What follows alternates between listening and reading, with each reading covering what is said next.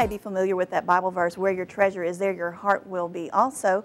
So what is a treasure? Daniel Sparkman joins us to look at what life's treasures really are, Daniel.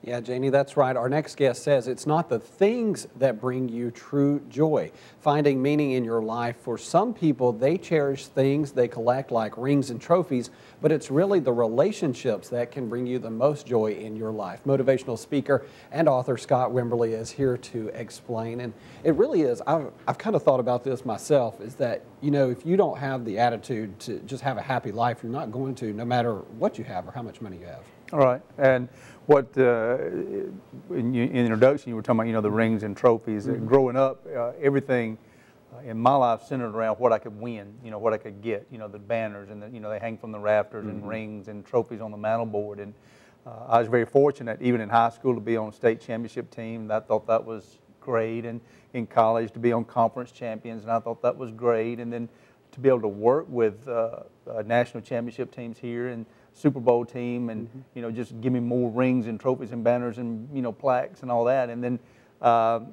in all of that, it just seemed like the more accomplishments that I was involved with, the less I felt.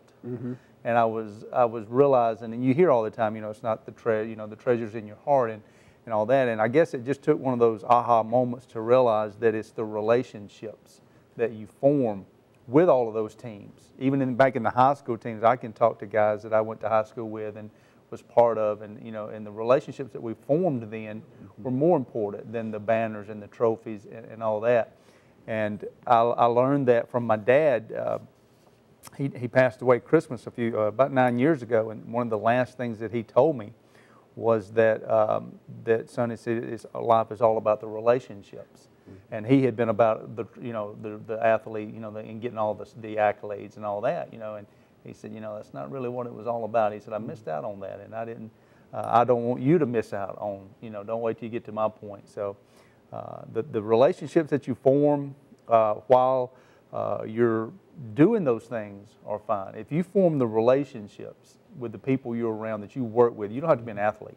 Right. With the people you work with right here, you form relationships with these guys, then you're going to be the best.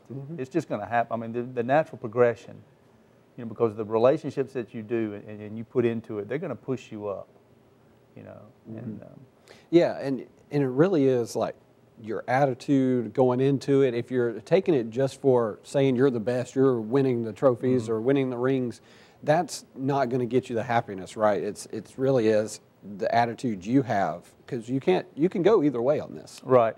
The happiness, you know, the winning is great, you know, 24 hours, and then it kind of, even then it starts dwindling, you know, but the relationship, they're forever. They're forever. All right. Well, we certainly appreciate you being here and joining us. Well, thank you. And of course, you can find out more about Scott, his books, and following the roadmap to your destiny online at scottwimberly.com.